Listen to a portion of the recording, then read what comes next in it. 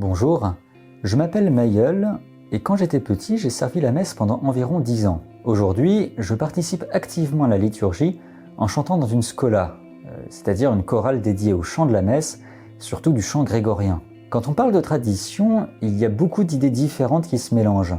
Certains pensent que c'est quelque chose de vieux et poussiéreux à laisser derrière soi pour vivre avec son temps, et d'autres estiment qu'il faut revenir strictement au passé pour restaurer une certaine pureté originelle. Je trouve que ces discours dérivent souvent d'une mauvaise compréhension de ce qu'est réellement la tradition. Donc on va faire un point là-dessus pour clarifier les choses. La tradition, qu'est-ce que c'est, qu'est-ce que ce n'est pas, et est-ce qu'on peut s'en passer? La tradition, avec un grand T, c'est avant tout la transmission.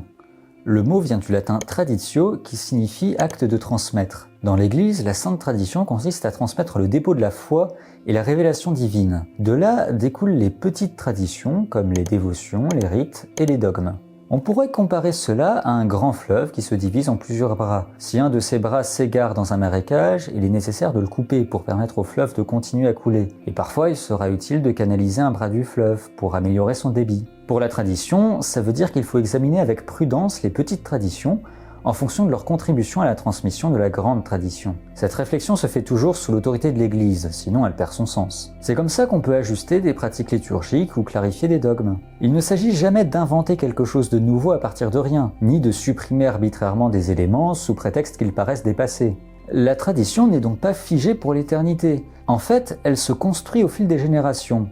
On peut dire que c'est un processus incrémental, c'est-à-dire un ajout par palier, petit à petit, en vérifiant bien que chaque ajout apporte une amélioration sans créer de dysfonctionnement. Du coup, rompre brutalement avec elle serait quand même très orgueilleux. On ne construit pas nous-mêmes notre foi, on la reçoit tout comme les apôtres l'ont reçue du Christ et de la foi de leurs ancêtres. Du coup, en parlant du Christ, rappelons que la tradition n'est qu'un des deux moyens de transmettre la révélation divine. L'autre moyen, bien sûr, la Bible. 72 livres inspirés par l'Esprit Saint qui en est l'auteur principal.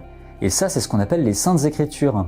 Alors la tradition repose sur une logique fondamentalement orale, comme une chaîne de transmission ininterrompue à travers les siècles. Comparée à la stabilité des Saintes Écritures, elle peut sembler fragile, mais elle reste indispensable parce que le problème, c'est qu'on ne peut pas simplement prendre la Bible, la lire individuellement et espérer en tirer une interprétation correcte. Même le livre le plus parfait peut être mal interprété, que ce soit par ignorance, par biais personnel, ou par bonne foi mal dirigée. C'est pourquoi il est essentiel de s'enseigner mutuellement en s'inscrivant dans la continuité de ceux qui ont consacré leur vie à l'étude des Écritures et de la tradition. En réalité, la tradition est indissociable des Écritures saintes, et vice-versa. Par exemple, le livre de la Genèse reprend des traditions orales antérieures à son écriture. De même, les premiers chrétiens ont d'abord reçu l'enseignement oral du Christ avant que les évangiles ne soient écrits. En fin de compte, les Écritures et la tradition sont des moyens que l'Église nous offre pour rencontrer Jésus-Christ, pour transmettre son message, sa vie et sa personne. Ce sont des moyens indispensables, mais ils ne doivent pas être confondus avec le but ultime,